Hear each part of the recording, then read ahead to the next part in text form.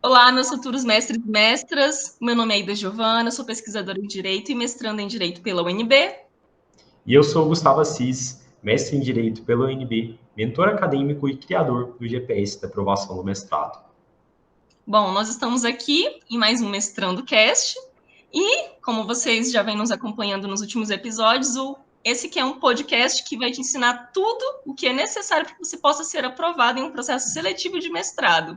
E o tema do nosso episódio de hoje é como escolher o mestrado ideal para os meus objetivos, né? Em 5 passos. Então, Gustavo, explica para a gente o que é esse tema. Contextualiza para a gente o que é um mestrado. Certo. Bacana, Ida, né? Estou muito feliz da gente estar aqui em mais uma edição do Mestrando Cast, esse programa que é tão bacana, esse podcast tão bacana para poder auxiliar as pessoas que têm esse sonho de ingressar em um programa de mestrado. E antes, né, de a gente falar como escolher, o mestrado ideal, de acordo com esses 5 passos, que é a nossa proposta aqui, do podcast, eu acho que é muito pertinente essa sua pergunta relativa a explicar o que é um mestrado, porque às vezes as pessoas têm uma noção superficial do que é um mestrado, né? Às vezes as pessoas sabem ali mais ou menos, mas realmente saber com profundidade, eu vejo que muitas pessoas às vezes não sabem. Tem pessoas que às vezes confundem o mestrado com a pós-graduação lato sensu. Então acho que é por isso que é tão importante a gente contextualizar a todos aqui que estão nos assistindo o que é o mestrado, e a gente vai começar. Eu acho que essa sua primeira pergunta ela é fundamental. Todas as pessoas que querem entrar em um programa de mestrado, elas precisam conhecer em profundidade o que é um mestrado. Por quê? Porque sem esse conhecimento prévio, ela corre um sério risco. Às vezes ela até consegue a aprovação no mestrado, mas ela vai entrar no mestrado e vai se sentir frustrada. Por quê? Porque ela não sabia, e isso acontece com o inverso, com diversas pessoas. Tem pessoas que entram no mestrado sem saber previamente como que funciona, o que é o mestrado. Então, bora lá, pessoal, vamos falar o que é o mestrado. Eu peguei uma definição aqui da própria CAPES, né, e a CAPES vai falar que o mestrado é um curso de pós-graduação estrito sensu. Eu vou fazer uma explicação aqui para vocês, primeiramente, do que é a pós-graduação estrito sensu e da lato sensu. Na pós-lato sensu, nós temos as famosas especializações e os MBAs, que tem mais um foco direcionado para o mercado de trabalho. Então, é super comum as pessoas ali que terminam a graduação, algumas pessoas até mesmo um pouquinho antes ali de terminar a graduação já se matriculam, em uma pós-graduação lato sensu, para que ela consiga ali, posteriormente, ter um título de especialista e se aprofundar em uma determinada área, mas sobre uma perspectiva mais técnica, mais aplicada, mais profissional. Então, a gente tem os MBAs e as pós-lato sensu, que esse é um tema que a gente pode, inclusive, dedicar todo um outro podcast só para falar sobre esse assunto, mas aqui eu estou fazendo uma contextualização para o pessoal, para que todos possam compreender. E de outro lado, que é o nosso foco aqui de hoje, nós temos os mestrados e doutorados que estão dentro desse grande guarda-chuva que a gente chama de pós-graduação estrito sensu. Então, a CAPES vai dizer que o mestrado é um curso de pós-graduação estrito sensu, cujo objetivo é aprofundar a formação obtida na graduação, concedendo um grau acadêmico. Pode constituir uma etapa preliminar na obtenção do grau de doutor ou como grau terminal. Deve ter a duração mínima de 1 ano e além do preparo da dissertação ou do trabalho final definido em regulamento institucional. O candidato deverá estudar certo número de matérias relativas à área de concentração do programa e ao domínio conexo, bem como submeter-se a exames parciais e gerais. Então, aqui é uma definição, querida, que eu peguei mais técnica da CAPES, mas em resumo, para o pessoal, é realmente um curso ali que a pessoa ela vai se aprofundar, um grau acadêmico, posterior à graduação, que a pessoa ela vai se aprofundar, nos seus estudos, em uma determinada área ali do conhecimento, dentro dessa área do conhecimento, em um tema específico. A pessoa ela vai desenvolver uma pesquisa. Mesmo que ela vá, por exemplo, para um mestrado profissional, isso é importante a gente falar para o pessoal que existem os mestrados acadêmicos e os profissionais, mesmo os mestrados profissionais, que tem uma pegada ali mais voltada para aplicação prática, para o mercado de trabalho, mesmo esses mestrados, as pessoas vão desenvolver pesquisa. Então, é muito importante que as pessoas tenham essa consciência prévia de que elas vão entrar no mestrado e elas vão se deparar com pesquisa. Não é, às vezes as pessoas pensam que elas vão entrar no mestrado e elas vão ter aulas, né, sobre determinados assuntos relacionados ali à área, né, que ela escolheu, que os professores chegam lá na sala, passa uma atividade, pensam que a aula do mestrado, que o mestrado se assemelha à graduação, mas não funciona assim, pessoal. O mestrado ele envolve um grande grau de autonomia por parte da pessoa que está cursando o mestrado. Então, se os professores lá na sua graduação eles não pegavam no seu pé, quem dirá no mestrado? Então, você tem que ter um nível de comprometimento grande, realmente ali para cursar o mestrado de uma maneira adequada. Então, tenham essa consciência. Geralmente eu vejo que as pessoas fazem o mestrado mais no prazo ali de 2 anos, igual eu comentei aqui na definição.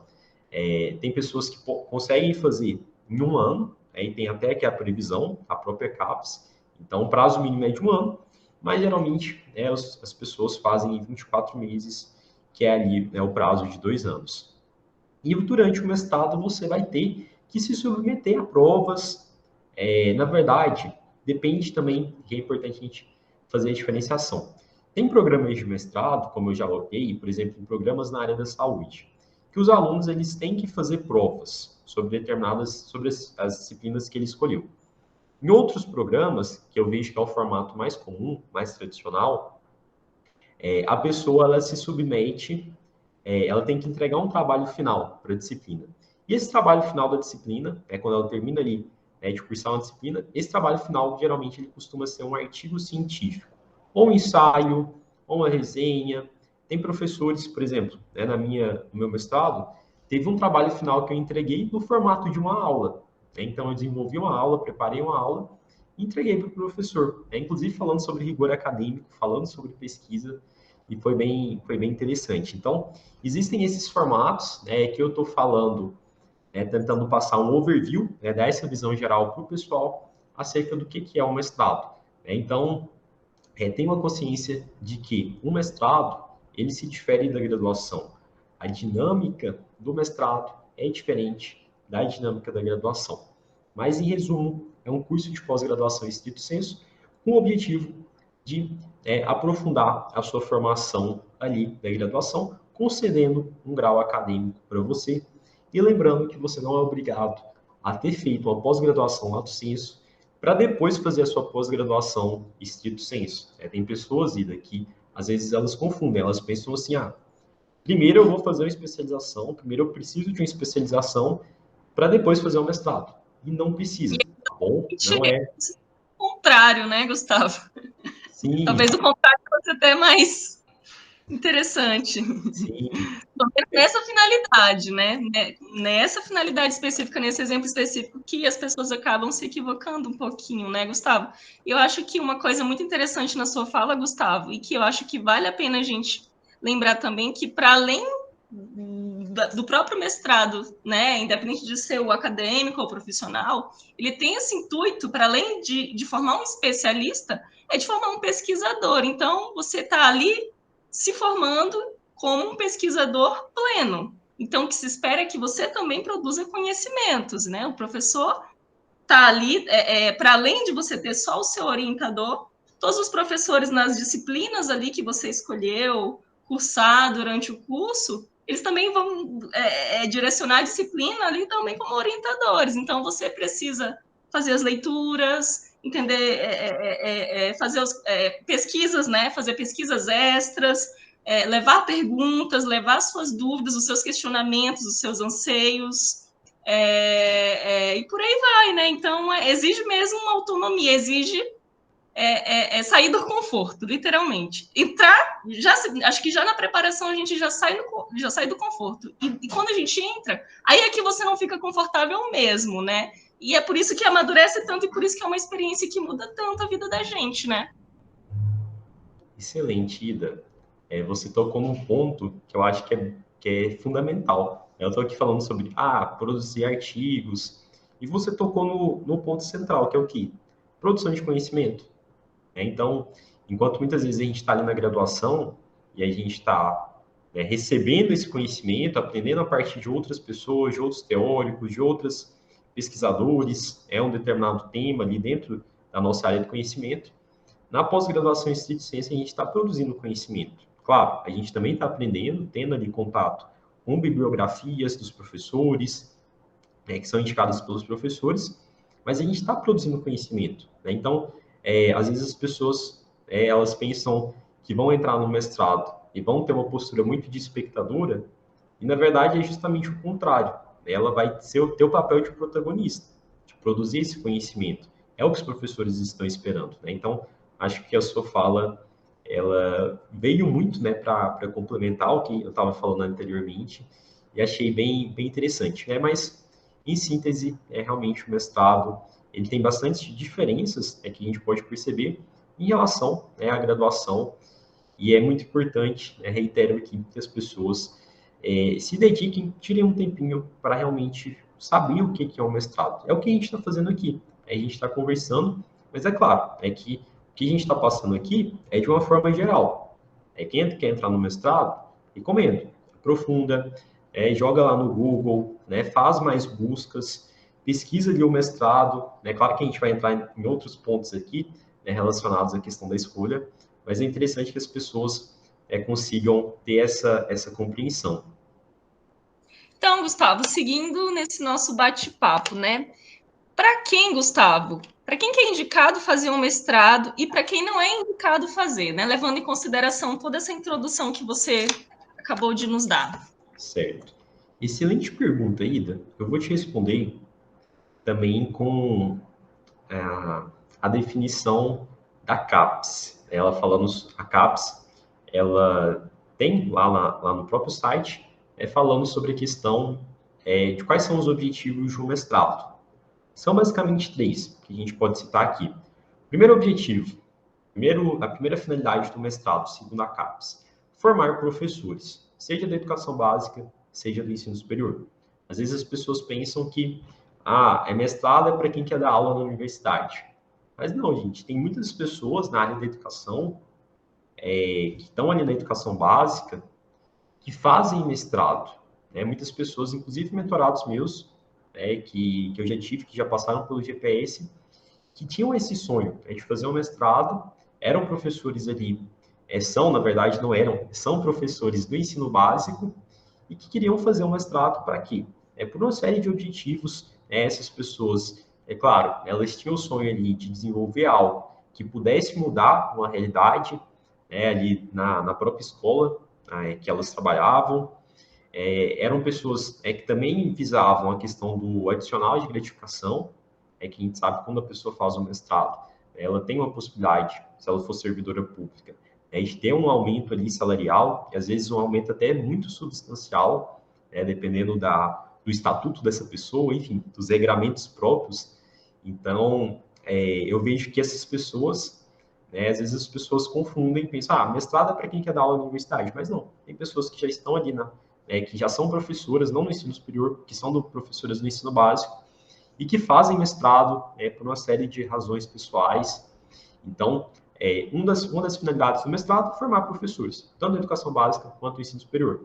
Muitas pessoas, Ida, que me procuram para o GPS da aprovação do mestrado, que é o meu programa de mentoria, são pessoas também que ainda não são professoras, que querem se tornar professoras. Então, essas pessoas veem o mestrado como um requisito para que elas possam dar aula no ensino superior. A gente sabe, Ida, que a cada vez mais as universidades estão exigindo que os professores sejam mestres e doutores, porque isso vai influenciar na avaliação ali do MEC, daquela instituição. Ter um corpo docente de mestres e doutores é bom para a instituição. Então, cada vez mais fica mais difícil para as pessoas que são somente especialistas darem aulas no ensino superior. Existe. Tem pessoas que são apenas especialistas que dão aula no ensino superior, mas, em regra geral, a gente tem uma predominância das instituições por pessoas que são mestres e doutoras. Então, dialoga muito com esse primeiro objetivo, essa primeira finalidade do mestrado. Uma segunda finalidade, Ida, que eu acho que é bem interessante da gente tocar, é em relação ao estimular o desenvolvimento da pesquisa científica por meio da preparação adequada de pesquisadores. E aqui eu estou lendo um trechinho, com as exatas palavras que está lá no site da CAPES: estimular o desenvolvimento da pesquisa científica por meio da preparação adequada de pesquisadores. Então, é o ponto que a gente estava conversando aqui, né, Ida? Acerca da produção do conhecimento, da produção do conhecimento científico. Então, se você vai estar no mestrado, você vai estar produzindo pesquisa. Você vai, mesmo que seja no mestrado profissional, como eu havia comentado anteriormente, você vai produzir pesquisa. Então, é importante que você tenha esse conhecimento também. Essa é uma segunda finalidade do mestrado.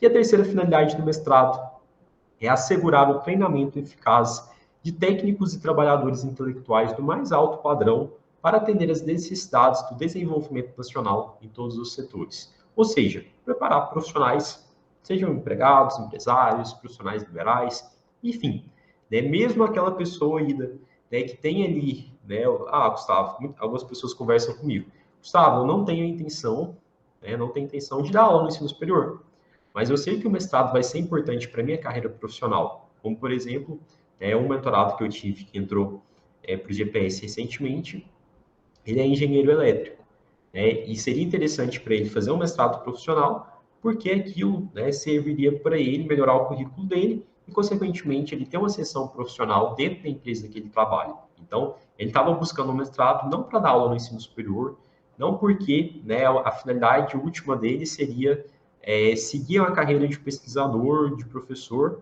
mas porque era algo que ia impactar diretamente na formação, né, na carreira profissional dele. Então, as pessoas não precisam, né, apenas querer, né, ou ser professoras e pesquisadoras para fazer um mestrado. A gente tem esse outro perfil de pessoas que também buscam a oportunidade do mestrado e que é muito interessante e que, por vezes, é mais interessante também do que uma pós-lato sensu. A gente tem os mestrados profissionais que, né, na minha concepção, né, claro, tem todo um contexto, né, de decisões e considerações individuais que a pessoa tem que fazer, mas eu vejo que em muitos casos o mestrado profissional ele vale mais a pena do que a pessoa fazer uma especialização, né? Então, eu acho que vale muito a pena. Aí, às vezes as pessoas não sabem, né, dessa possibilidade, elas acham que eu vou entrar no mestrado só para fazer pesquisa. Mestrado é para quem quer fazer pesquisa, mestrado é para quem quer dar aula. E elas se esquecem ou não sabem, na verdade, a grande maioria não sabe, que existe essa possibilidade, essa outra finalidade do mestrado, que é assegurar o treinamento eficaz de técnicos e trabalhadores intelectuais do mais alto padrão para atender às necessidades do desenvolvimento nacional em todos os setores. Então, são... Pode falar. Desculpa até te interromper, mas é que eu fiquei até porque esse seu comentário sobre o mestrado profissional, a gente vive num mundo muito concorrido, né? Em todos os setores, em todos os meios, você sente uma concorrência muito grande. E eu acho que quando você fala, né, para as pessoas que estão aqui nos ouvindo e nos assistindo, né, olha, já que você tem o intuito de fazer uma especialização, mas fica de olho aí no mestrado profissional. Eu acho isso muito pertinente, porque eu acho que a lógica que a gente precisa usar para o mundo atual é tentar ser o mais diferenciado possível para você tentar se destacar no mercado cada vez mais exigente, cada vez mais competitivo e cada vez mais difícil, né? E, enfim, eu achei realmente muito bom você ter comentado isso. E é bem interessante mesmo esses conhecimentos que você, essas informações que você nos trouxe sobre que, né, é possível professores de licenciatura, né, professores de ensino médio, ensino fundamental, ou serem mestres ou serem mestrandos. Lembrei até da realidade do meu irmão, né? Ele tem professores que são mestrandos ou professores que já são mestres.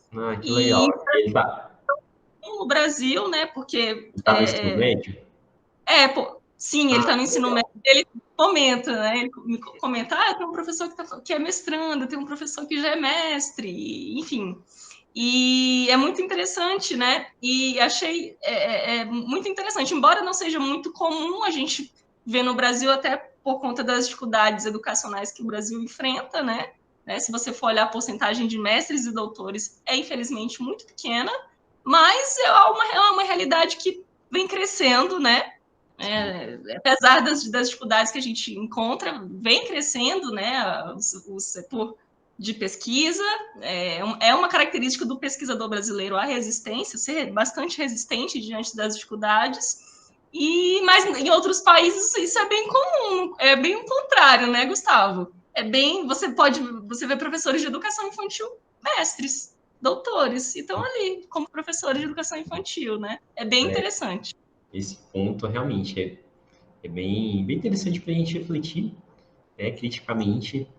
A gente tem esse dado, né, que você trouxe, Ida, de a gente ter um percentual baixo de mestres, né, no nosso país, mas como você comentou, houve uma expansão. Esse número, ele pese as dificuldades, se a gente for olhar nos últimos 20 anos, o número de mestres e doutores no Brasil quintuplicou. Então, esse é um dado relevante da gente mencionar. Então, no passado já foi pior. A gente está num contexto ainda mais favorável do que pessoas né, que queriam fazer mestrado, por exemplo, no século passado.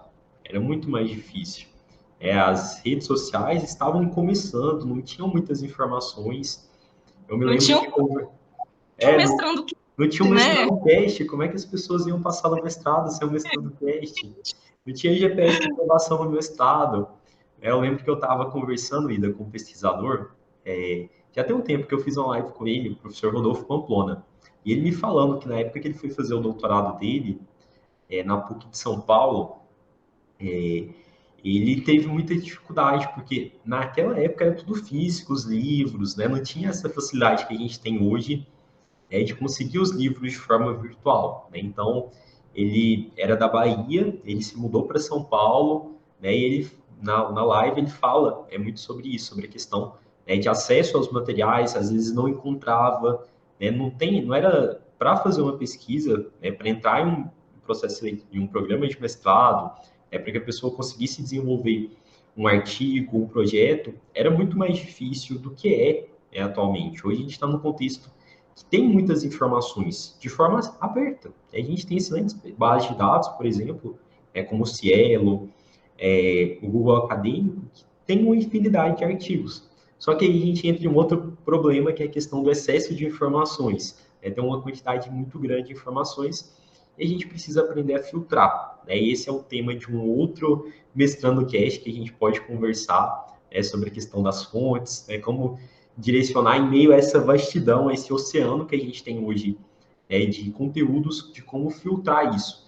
Mas só para contextualizar aqui o pessoal, porque a gente teve essa expansão tanto das pós-graduações, como também essa expansão da democratização por meio dos meios virtuais, do acesso a esses materiais, que às vezes, para que você conseguisse acessar um livro, você tinha que ir lá na universidade, por exemplo, um livro que só tinha lá na USP, você era de outro estado, como é que você faria para acessar?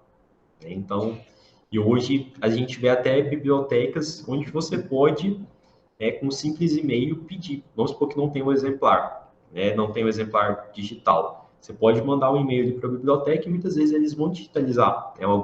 Não o livro todo, mas talvez um capítulo para você, para poder te auxiliar. Então, acho que hoje a gente está num contexto ainda bem mais favorável do que já foi no passado, né, Ida?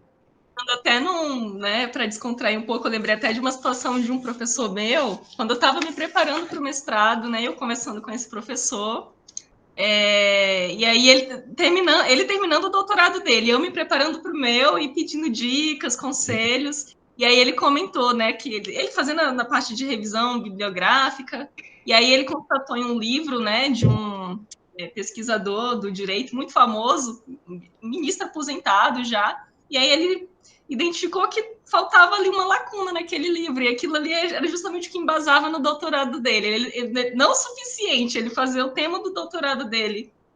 Pensando nessa lacuna que faltava, ele mandou e-mail para ele falando: olha, seu livro é muito bom, mas eu sinto muito, está faltando isso aqui. E aí eu perguntei, professor, e aí, o autor tal respondeu você? Ele não, nem vai responder, né? Eu critiquei porque está faltando. Então, dá até isso, né? Da gente mandar um e-mail para o autor falando: olha, tem, né, seu livro é legal, seu livro faltou coisa tal, enfim, né, os meios democratizaram bastante. Eu lembrei de eu fiz exatamente isso, não tem muito tempo, né? Eu estava finalizando o mestrado ainda, e um grande livro, uma obra, eu utilizei bastante uma determinada obra, meu tema ali do mestrado era sobre o acesso à justiça para pessoas em situação de rua, e tinha esse livro que eu estava utilizando, ele é de uma autora, de uma professora, da Universidade de Valência, na Espanha.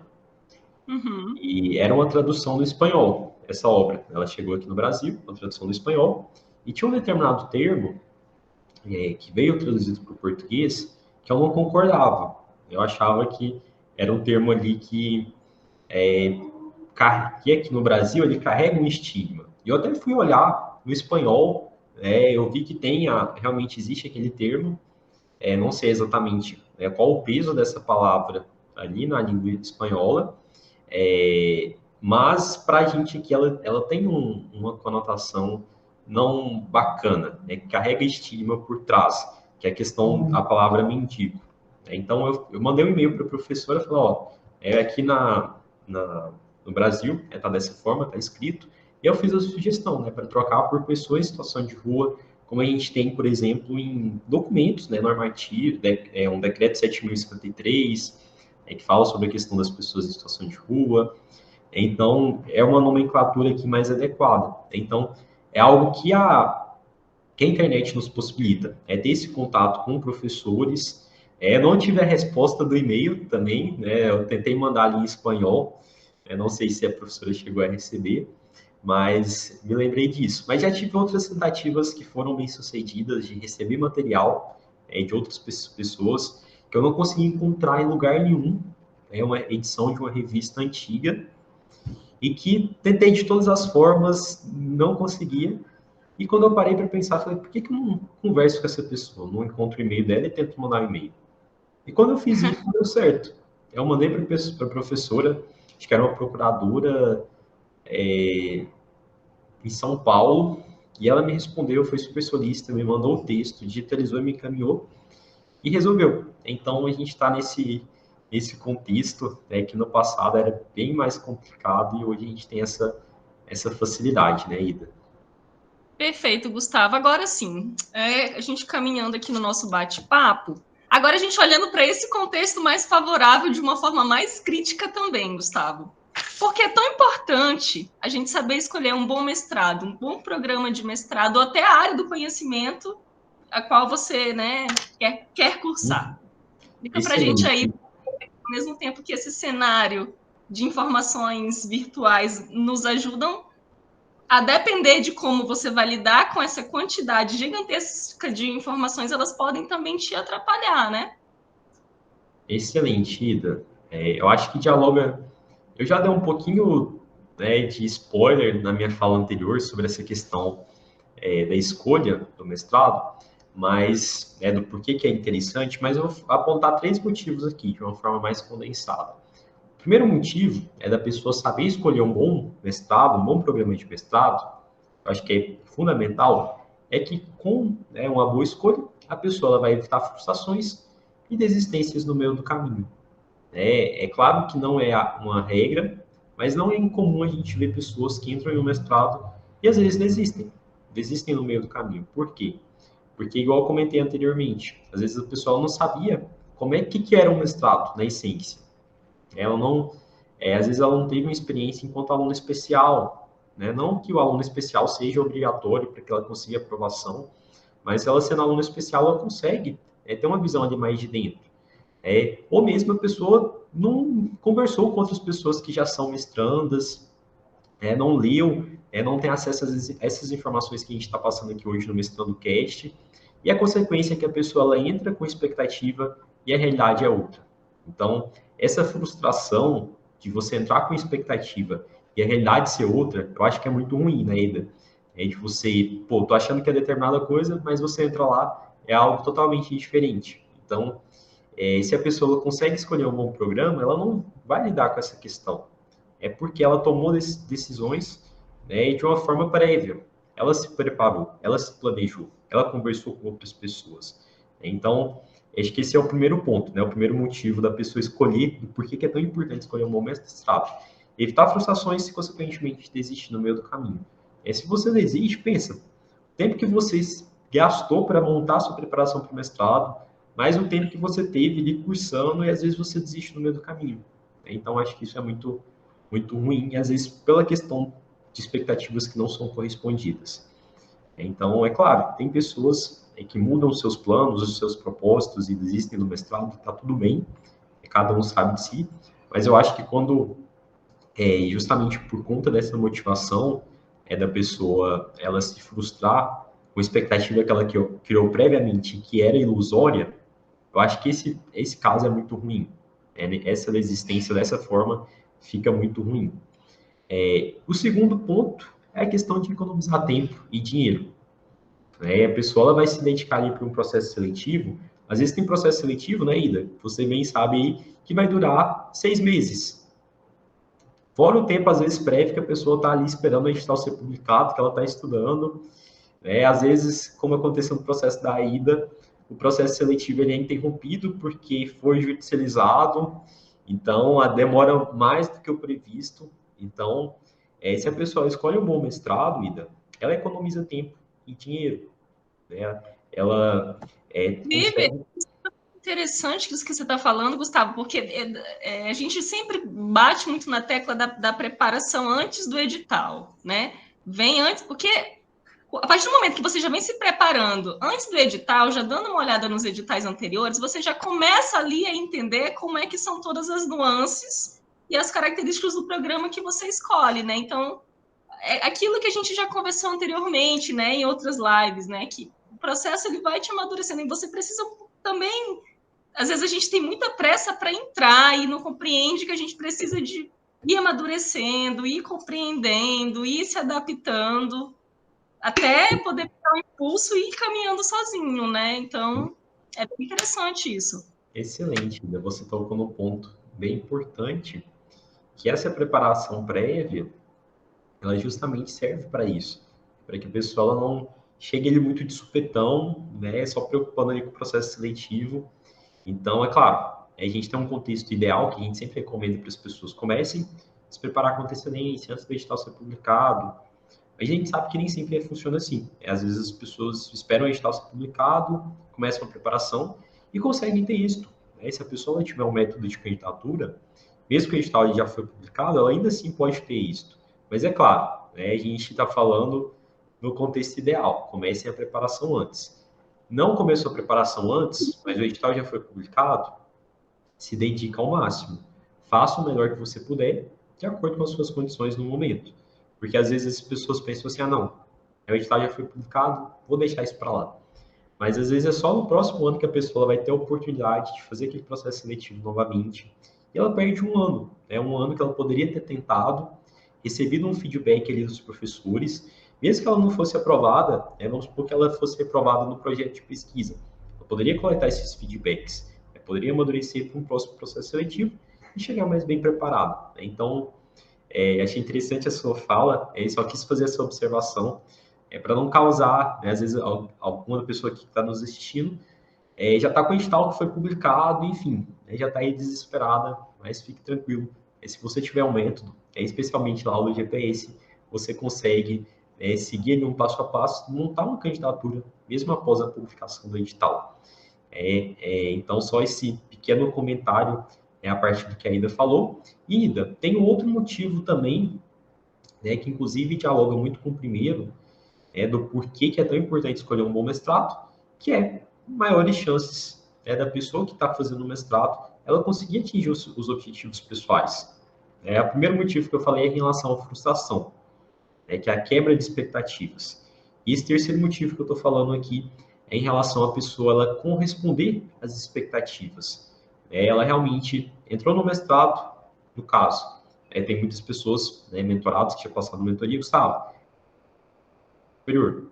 A pessoa entrou no GPS, de aprovação do mestrado, foi aprovada no mestrado, começou ali o mestrado e já apareceu, por exemplo, uma oportunidade profissional para essa pessoa iniciar uma aula no ensino superior. Pô, isso é muito bacana. Então, quando a pessoa ela tem essa clareza do porquê que vai ser importante para ela fazer o mestrado e do porquê é tão importante escolher ali, porque uma coisa é você ter clareza do porquê que é importante e outra coisa é você ter clareza de qual vai ser o mestrado, de realmente fazer uma boa escolha, porque nem todo mestrado vai ser o mestrado ideal para a pessoa. E é por isso que a gente vai falar um pouquinho ali na frente sobre 5 critérios, sobre 5 estratégias, passos que as pessoas podem dar para escolher o mestrado mais adequado para ela. Então, essa é a terceira motivação, a pessoa ela ter uma correspondência de expectativas e, consequentemente, ser mais feliz, né, na escolha. Gustavo, excelente. Então, eu queria que você desse agora para a gente um exemplo de um aluno ou uma aluna que você teve, que você considera que acertou em cheio na escolha do mestrado. Fala para a gente aí essas pessoas que, né, com base nessas pessoas que passaram por você Certo. e pelo GPS. Olha, de todas as pessoas, Ida, com quem eu converso, de mentorados que passaram pelo GPS e que foram aprovados, são pessoas que acertaram muito em cheio na escolha do programa. Por quê? Porque fizeram essas tarefinhas, seguiram esses passos que a gente está conversando aqui no Mestrando Cast. Realmente selecionaram programas que tinham compatibilidade com aquilo que eles acreditavam. Vou citar, por exemplo, um caso da Caroline. Foi uma das minhas primeiras mentoradas aprovadas em um programa de direitos humanos, e ela foi pesquisar sobre algo que afligia ela do ponto de vista profissional, que ela resolveu desenvolver uma pesquisa. Ela trabalhava ali com questões previdenciárias, de acesso a benefícios sociais para pessoas carentes, e ela foi desenvolver uma pesquisa sobre a questão dos invisibilizados digitalmente, dos gargalos que essas pessoas tinham para conseguir acessar esses benefícios. Né? Ela foi fazer uma pesquisa empírica sobre isso. Então, está muito satisfeita, né? Já inclusive passou pela qualificação, está quase aí defendendo. Então, esse é um exemplo de pessoa que acertou em cheio. Por quê? Porque ela seguiu os passos que a gente vai conversar aqui hoje. Eu já até soltei aqui um spoiler sobre a questão de interesses, mas realmente a gente poderia ficar aqui uma noite, né, só falando sobre exemplos de outras pessoas que também estão felizes cursando o mestrado. Mas só para contextualizar e mostrar para as pessoas, né, que é possível assim, a gente escolher um programa que atenda, né, os nossos anseios, os nossos interesses, e com isso as chances são muito grandes da pessoa ela conseguir realmente finalizar o mestrado. Bom, Gustavo, você já falou aqui para a gente desse primeiro grupo de pessoas que acertaram em cheio na escolha do mestrado, né? Mas eu queria que você falasse para a gente também, Gustavo, com base na sua opinião, nas suas experiências, na sua própria vivência, por que você considera, né? Por quais razões você considera que algumas pessoas acabam se frustrando na escolha do seu mestrado? Certo. Ida, essa é uma pergunta bem interessante. E eu já falei alguns pontos de forma esparsa em algumas questões que você me fez anteriormente, mas tentando condensar aqui a resposta para ti, eu acho que uma primeira causa que é interessante da gente mencionar é em relação ao fato da pessoa ela não saber o que é um mestrado. Então, consequentemente, se ela não sabe o que é um mestrado, ela não vai saber tomar boas decisões para escolher um bom mestrado. Né? Então, o primeiro passo para ela é ter clareza do que é um mestrado. Outro ponto, né, que eu acho que é muito importante, né, e que mostra e que a gente pode mencionar aqui por que as pessoas se frustram é o fato das pessoas que querem fazer o mestrado porque elas querem apenas focar em questões pessoais. Elas não estão ali muitas vezes pensando, igual a gente comentou na questão da finalidade. O mestrado tem 3 finalidades. E às vezes a pessoa está muito focada só na questão profissional. Pô, aquele mestrado ele vai ser bom para mim profissionalmente, ele vai me auxiliar, vai me abrir portas profissionais. Bacana, isso é um motivo interessante, mas a pessoa tem que ter consciência, igual a gente comentou anteriormente, que ele no mestrado ela vai fazer pesquisa. Né? Então, se a pessoa não aprender a fazer pesquisa e não gostar do processo, ela vai ter muita dificuldade, né? E, consequentemente, ela vai se frustrar ali dentro do mestrado. Então, esse é um ponto interessante. Outro ponto que é interessante do porquê que as pessoas se frustram é porque, às vezes, a pessoa ela queria um mestrado acadêmico e ela foi fazer um mestrado profissional. Ou vice-versa. Às vezes, a pessoa, os objetivos dela eram muito mais alinhados para ela fazer um mestrado profissional e ela acabou indo fazer um mestrado acadêmico. Então, essa quebra de expectativas eu acho que é um ponto aí bem importante de mencionar ainda. Joia, Gustavo. Então, Gustavo, eu queria agora que você dissesse para a gente, né, levando em consideração tudo isso que você já nos explicou, qual é o primeiro passo para escolher o mestrado ideal, para a gente não errar em hipótese alguma? Porque é um cuidado bem importante, né? Não, faz parte já da sua preparação. Como é que você vai se preparar?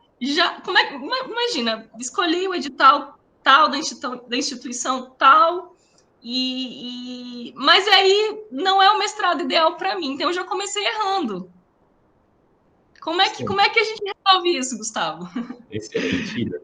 Então, bora lá, gente. Vamos falar sobre esses 5 passos, né? Os 5 passos, que é o grande tema aqui, né, do nosso podcast. Como escolher o mestrado ideal, de acordo com os meus objetivos, em 5 passos. E respondendo a Ida, é o primeiro passo que eu acho que é muito importante e que eu já falei, né, já dei o spoiler em outras questões que eu respondi, mas aqui a gente vai sistematizar esses passos para que as pessoas tenham clareza realmente. Esse primeiro passo é em relação à introspecção e ação. O que é isso, Gustavo? Introspecção. Você vai olhar para dentro de ti e vai começar a refletir. Por que eu gosto de fazer?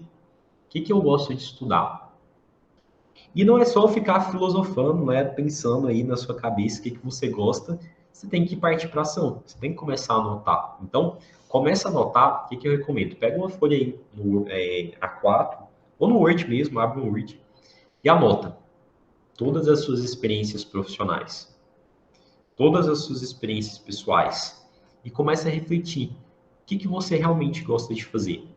E geralmente é a partir das suas experiências pessoais e profissionais que vão surgir, né, os seus grandes interesses e, consequentemente, você vai conseguir encontrar um programa que seja compatível com aquilo que você acredita, com aquilo que você quer desenvolver. Como eu comentei com vocês, o caso da Caroline, ela, do ponto de vista profissional, ela era advogada, e ela atuava em prol das pessoas ali hipossuficientes, pessoas pobres que tinham os benefícios negados, benefícios previdenciários negados.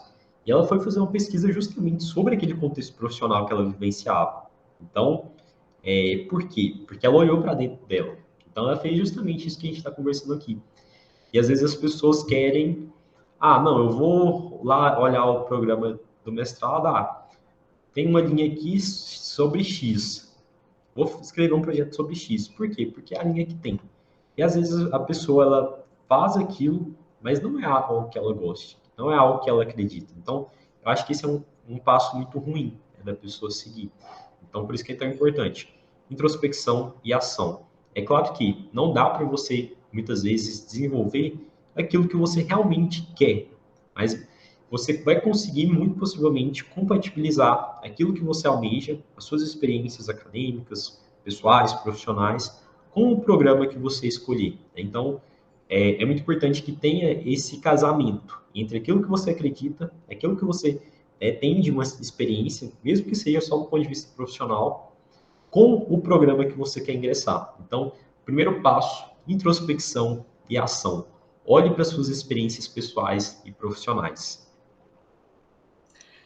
Perfeito, Gustavo. Olha, agora eu fiquei bastante curiosa para saber qual seria esse segundo passo para que eu puder, né? Porque aliás, eu escolhi, eu acredito, mas para que as outras pessoas possam escolher o mestrado ideal, que foi usando essas dicas também que eu acabei escolhendo o meu mestrado ideal. Eu tinha bastante medo, porque o programa que eu escolhi, que é o mesmo que você já concluiu o seu mestrado, eu olhava para ele e dizia, impossível entrar nesse programa. É demais para mim, né? Fui boa aluna, mas eu achava muito distante.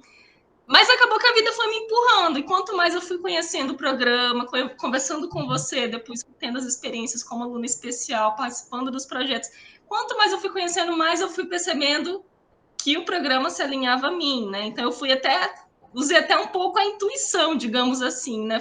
Poxa, tô gostando daqui, né? É isso aqui que eu faria, é assim que eu vejo, é assim que eu acredito. Então, Gustavo, fala pra gente qual é esse segundo passo para escolher o mestrado ideal. Excelente, Ida. Inclusive, você já deu aí a resposta, né? O que você fez já é o segundo passo que a gente vai conversar aqui. É a questão de mapear os programas. Então, é muito importante esse mapeamento, é importante que a pessoa reflita. Vai ser numa instituição pública ou privada, ou tanto faz? Vai ser na sua cidade, ou você pretende ir para uma outra, ou tanto faz? Quais são os programas que têm linhas de pesquisa que são interessantes, que dialogam com o primeiro passo?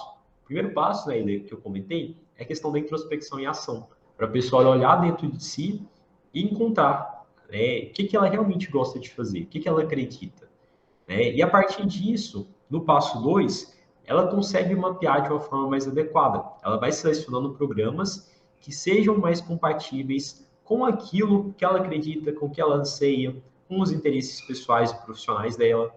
No meu caso, por exemplo, a Ida citou o caso dela, do porquê que ela selecionou o programa em Direito UNB, e o meu caso também é semelhante, é o caso da Ida e também de outros mentorados, de outras pessoas que são aprovadas, que foi olhar primeiramente para dentro de mim. Olhei dentro de mim, foi o primeiro passo que eu fiz, e comecei a mapear, olhei lá no programa, o programa em Direito da UNB, e vi que tinha uma linha de pesquisa, especificamente uma linha de pesquisa em Constituição e Democracia, que atendia aquilo que eu queria pesquisar. Eu vi lá a descrição da linha, da sublinha, da linha de pesquisa, da sublinha, e a partir disso eu fui selecionando, consegui mapear realmente ali o que eu poderia desenvolver dentro daquela linha de pesquisa e dentro daquela sublinha.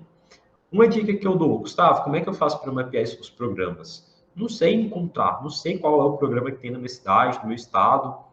Você vai entrar na plataforma Sucupira e lá você vai conseguir encontrar, fazer filtros por área, por estado, por área do conhecimento. Você consegue filtrar todos os programas da sua área do conhecimento, por exemplo, lá na plataforma Sucupira.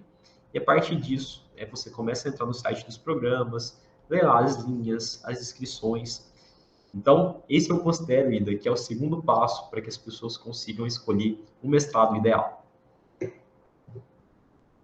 Joia, joia, Gustavo. Então, eu queria saber agora o seguinte: qual que é o terceiro passo para escolher o mestrado ideal? Excelente, Ida. Quando a pessoa entrar lá na plataforma Sucupira, que foi a dica que eu dei anteriormente, ela vai ver que tem mestrados que são acadêmicos, ela vai filtrar lá pela área do conhecimento dela. Ela vai se deparar que tem mestrados que são acadêmicos e tem mestrados que são profissionais. E aí, ela vai começar a analisar qual vai ser o mestrado que ela quer ingressar. Qual é o mestrado que mais atende os objetivos dela?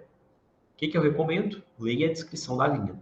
Eu fiz isso justamente, Ida, com a mentorada que entrou recentemente para o GPS, a Glória, e ela é professora, que ela estava com dúvidas se seria um mestrado profissional, um mestrado acadêmico.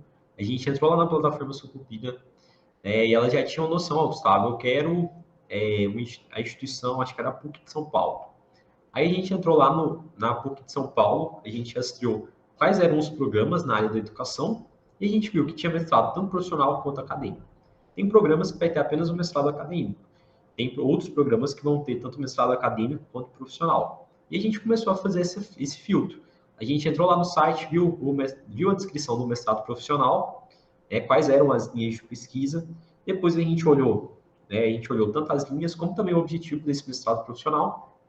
E depois a gente olhou as linhas do mestrado acadêmico, quais eram os objetivos desse mestrado acadêmico.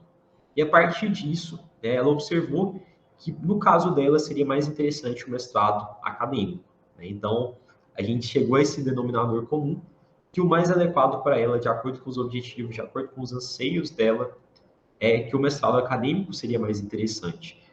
Por questão de compatibilidade, por questão de objetivos. Então, eu recomendo muito que as pessoas elas compreendam a fundo o que é um mestrado profissional, o que é um acadêmico e qual é o mestrado profissional acadêmico que mais faz sentido para ela. Então, esse eu considero, Ida, que é o terceiro passo para a escolha de um mestrado ideal.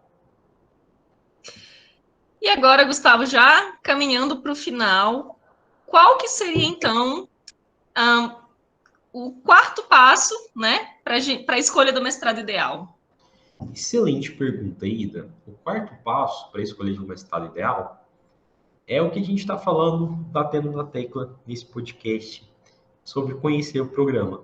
Mas é que eu vou tentar detalhar mais sobre como conhecer.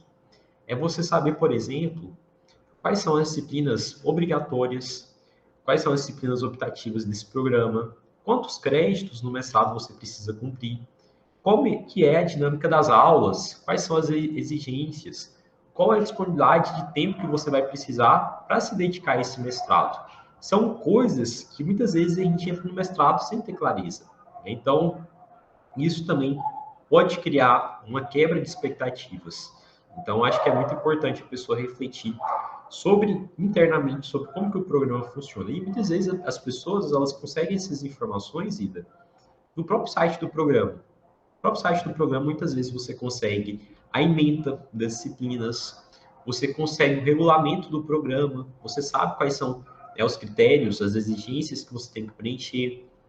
Tem programa, por exemplo, Ida, que exige que o mestrando publique 2 artigos. Tem programas, enfim, que tem etapa de qualificação para o mestrado, tem programas que não tem etapa de qualificação do mestrado. Então, tudo isso, todas essas informações são importantes para a pessoa ela realmente entrar no mestrado, estando segura de si, estando segura de que ela realmente vai conseguir atender às expectativas e não ter essa quebra, que eu acho que é um ponto muito ruim. É você entrar com expectativa e chegar lá, ser uma outra coisa diferente. Então, quarto passo para a escolha do mestrado ideal é a questão de você descobrir como que é o funcionamento desse programa de uma forma profunda, olhando ali para as disciplinas, créditos, exigências, a sua disponibilidade de tempo, enfim, tudo isso aí compõe esse quarto passo. Ótimo, Gustavo. Mas e agora, né? Finalmente, chegando no quinto passo, Gustavo. Qual é o quinto e último passo para a escolha do mestrado ideal? Excelente, Ida. Depois de toda essa maratona, a gente agora vai chegar no último, muito importante também, né? Depois de toda essa maratona, finalmente a gente chega no último passo para a escolha do programa ideal, que é em relação a escolher, a saber qual é a nota do programa, que é um ponto também muito importante. Por quê? Dependendo da nota do programa, ele vai ter mais bolsas do que outros. Então, principalmente para as pessoas que querem pleitear bolsas, pessoas que querem, por exemplo, fazer um mestrado sanduíche.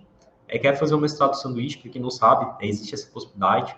Mestrado sanduíche é você fazer um período do seu mestrado aqui no Brasil e um outro período fora do país, em outra instituição. Tem um mestrado sanduíche também dentro do próprio país que você faz em outra instituição, mas é mais comum mestrado sanduíche você ir para um outro país, para outra instituição e fazer um período fora. Então, tudo isso vai estar muitas vezes atrelado à nota do programa. Quanto maior a nota do programa, maiores são as chances de internacionalização do programa, desse programa ele ter parcerias com grupos de pesquisa internacionais, ele ter um maior financiamento, um maior número de bolsas. Então, é uma sequência decisória, esse é um último passo, que é importante que as pessoas reflitam. E às vezes as pessoas não sabem qual é a nota do programa. E para explicar, eu peguei aqui a tabelinha lá da CAPES, da plataforma, está lá na plataforma Sucupira, sobre a questão da escala. Os programas, eles vão da nota 3 à nota 7. A nota 3 é uma nota de partida. Então, para o programa poder funcionar aqui no Brasil, ele tem que ter a nota mínima 3. Se ele tiver a nota 1 e 2, isso gera o não reconhecimento do curso. Então, a pessoa tem que ficar atenta. Às vezes, vamos supor que tem alguma instituição aí, malandrinha, que está ofertando o curso, mas ela não está com a nota 3. Então, tome bastante cuidado. Se você olha lá na plataforma Sucupira, você tem noção de que a sua instituição tem pelo menos a nota 3, que é o mínimo para ela poder funcionar. Então, 3 é a nota de partida, 4 e 5, a CAPES vai falar que uma nota é um programa de qualidade significativa, nota 6 é um curso de alta qualidade, é o nosso mestrado, é o mestrado que eu finalizei, o mestrado que ainda está fazendo, está cursando atualmente a nota 6, então é um curso de alta qualidade, e os cursos nota 7 são cursos de altíssima qualidade, são cursos que têm nível internacional. Então, essa é a escala que é interessante que as pessoas saibam, de 3 a 7. Então, eu considero que esse, Ida, é um último passo para que as pessoas elas tenham uma compreensão ali profunda. E se elas pegarem tudo que a gente falou aqui hoje, com certeza elas vão ter uma compreensão muito boa do que é um mestrado, de como que ele funciona, com certeza elas vão entrar com muito mais informações do que quando eu entrei no meu programa de mestrado. Isso, Gustavo, lembrando que, inclusive, né, visando chegar nesse nível internacional, que é nível de qualidade altíssima, a UNB tem trabalhado muito com a questão da internacionalização do programa, né, que é uma dica, inclusive, para a gente conversar mais para frente nos próximos podcasts. Mas, Gustavo, foi um super prazer. A gente vai ficando por aqui. Esse foi mais um episódio do Mestrando Cast. E só para recapitular, hoje a gente conversou sobre como escolher o mestrado ideal, conforme seus objetivos em apenas 5 passos. Eu sou a Ida Giovana, E eu sou o Gustavo. Gustavo Assis. A gente vai ficando por aqui. Só para lembrar que esse é o podcast que vai te ensinar tudo o que é necessário para que você possa ser também aprovado em um mestrado, no mestrado dos seus sonhos. Excelente. Muito obrigado, Ida, e a gente se vê no próximo podcast.